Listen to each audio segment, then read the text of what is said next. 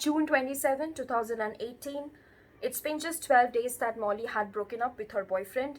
In the morning, she went to the gym for working out when she was approached by her ex-boyfriend. She got frightened and she texted her mom at 10:45 a.m. saying that it's crazy, he has just turned up at the gym. She exchanged around 20 text messages with her close friend about her ex-boyfriend's strange behavior. Her ex-boyfriend indeed had a motive on that day. Hello everyone, welcome to my channel Delve with Aishi. Today we will be covering the case of Molly McLaren, who was murdered by her ex-boyfriend. Before I dive into the case, I just want to give a quick disclaimer that this video is only for educational purpose, and I mean absolutely no disrespect to anyone that I talk about in this video. It's all information that I have collected from the internet. Molly McLaren was a 21-year-old A-grade student pursuing a degree in health and fitness at the University of Kent. Her friends describe her as a charming, hard-working individual.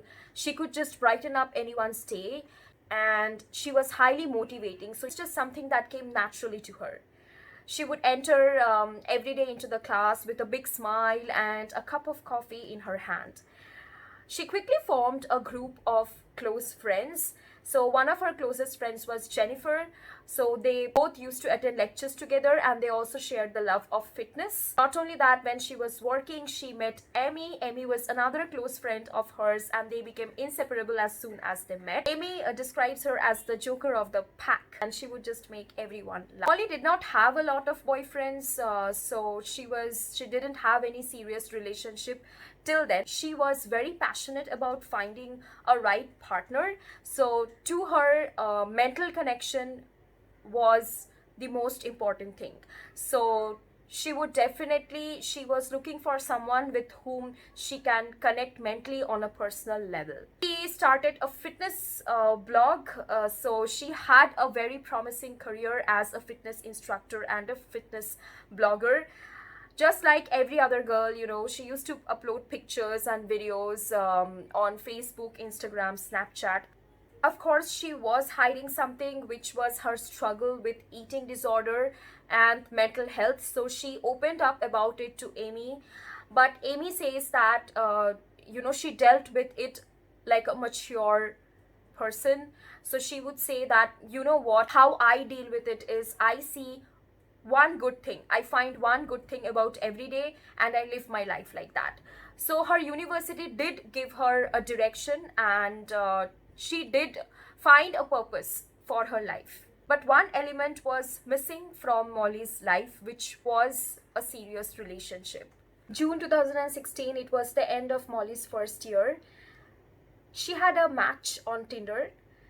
Her Tinder match was Joshua Stimson. He was a 24-year-old man. He used to live just 9 miles away from where Molly lived.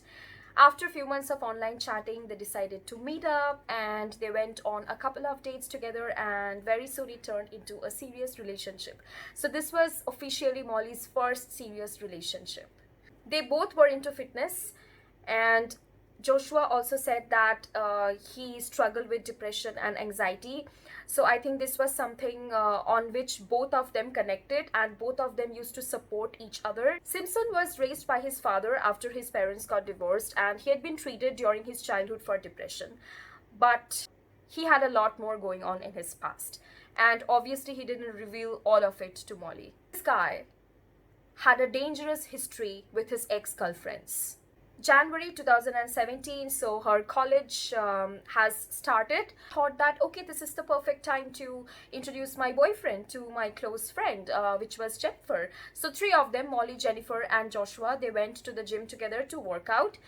Now, there was something off about Joshua's behavior that her friend found very odd. So her friend describes that Joshua was like overly chatty, and because he was her close friend's boyfriend, so she was overwhelmed by it.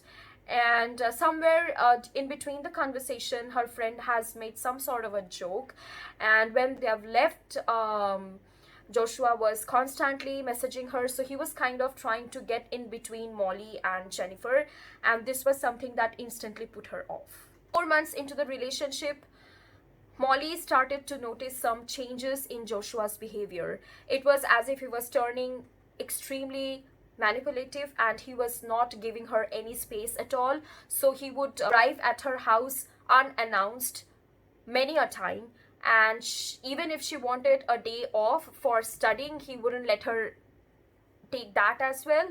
So it was always like both of them had to stay together. Like he insisted on both of them being together 24 into 7. And Molly gradually she started to feel that she needed a lot more space in the relationship, and she decided to talk about it with Joshua. So she texted him saying that we cannot be with each other for 24 into 7. I'm feeling suffocated.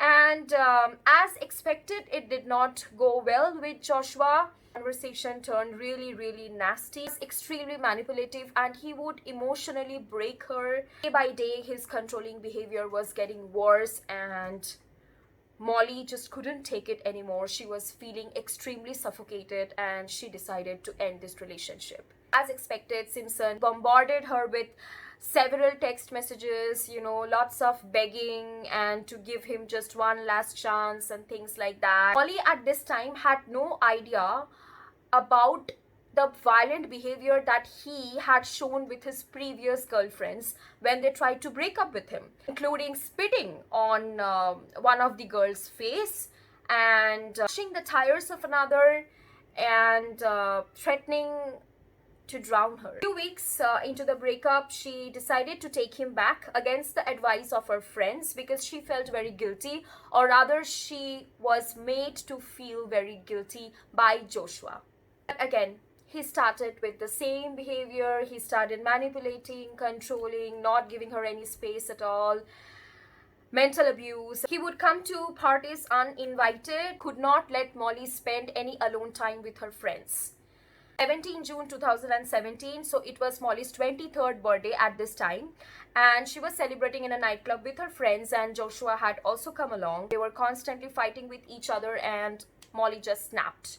She decided to end the relationship then and there in the nightclub, and Joshua turned extremely aggressive. Like he shouted in front of everyone. He just blocked him from everywhere, like all the social media platforms, Instagram, Facebook, WhatsApp. But what Joshua does is he starts by attacking her on Facebook by posting really malicious content.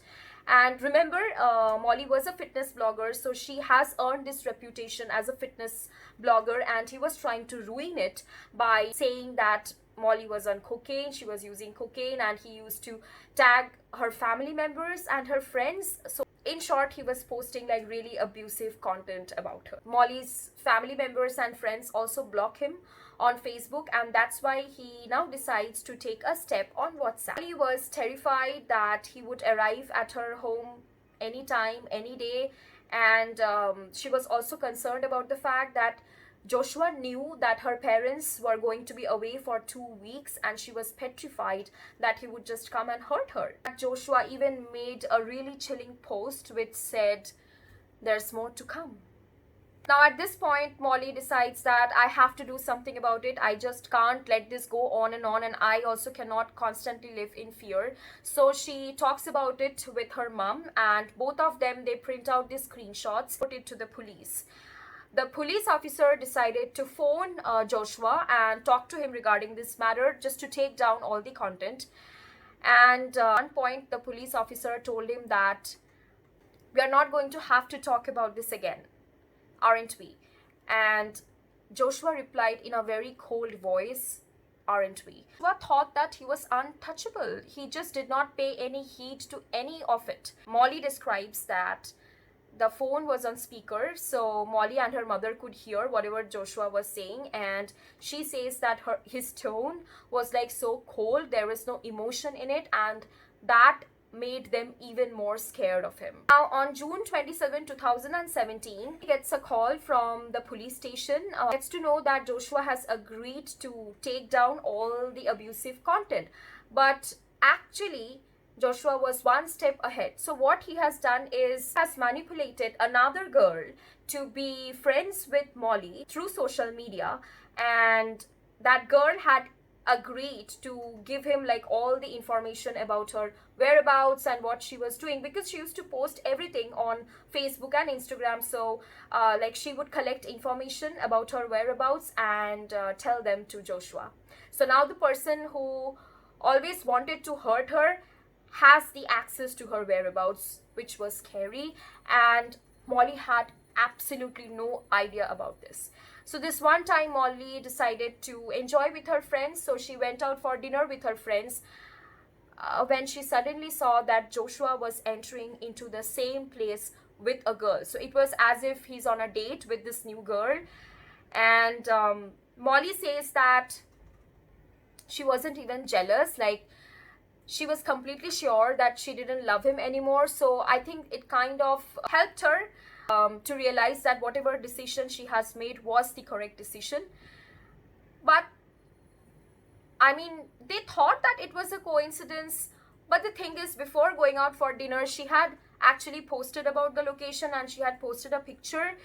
So actually, Joshua came to know about her whereabouts through her post. Joshua was even smiling at her, sitting with the new girl, and it was like very awkward. So next morning, Molly drives to her gym.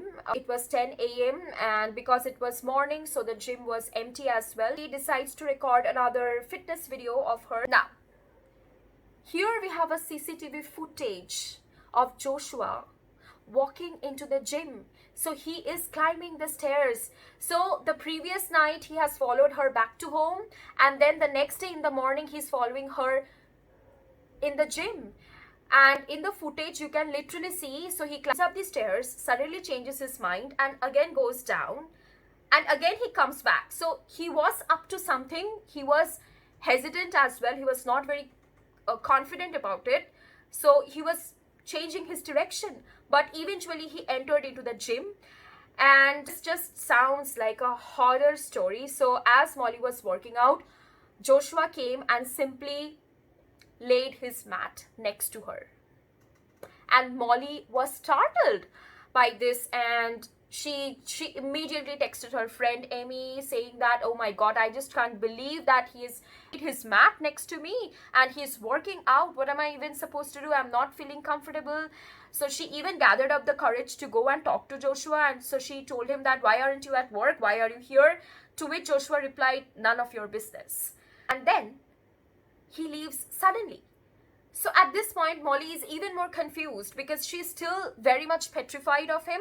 So she's texting her friends and she texts her mom as well, narrating this whole incident. So Amy, her friend, advised her that, listen, I think that you should leave, like don't speak to him and don't worry about him.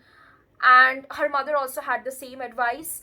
So yeah, Molly decides to leave the gym. So she's walking towards her car, and while she's actually texting Amy, and Joshua had been waiting in the car park all this while. So the moment Molly get into the car, Joshua attacked her with a knife, stabbed her 75 times. 75 times! Can you imagine? Amy, her friend, is still unaware.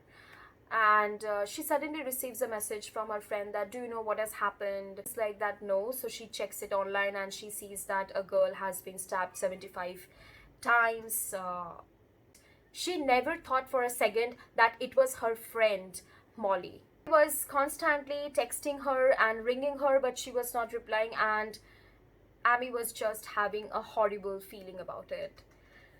This entire incident is simply breaking my heart because she knew something was wrong. She did tell her mom, like minutes before she was attacked, she was texting her mom, she was texting her friend. In one of the interviews, I was seeing that her friend Amy was saying that maybe if I would not have advised her to leave the gym, maybe she would have been alive today. Like if she would have just stayed in the gym, then Joshua would have got bored in the car park waiting for her, and he might have just left. Who knows? The trial began and Joshua was charged with the murder of Molly McLaren. His family members and her friends say that it was very difficult to hear about his previous encounters with women that were there in his life, like things like spitting and threatening. So like he has done all this shit. Like, he has been this controlling man throughout his life, and whenever women would try to walk away from him, he would just threaten them to kill them, to murder them, slash their tires and what not. So the judge sentenced him to life in prison without a possibility of parole. He said that this man is dangerous for the society and cannot be let out in the open. 5 months later, it was the graduation ceremony, and in the graduation ceremony, there were two guests of honor, Molly's parents. So Molly was awarded with the undergrad degree of fitness and sports by University of Kent, and her parents received it.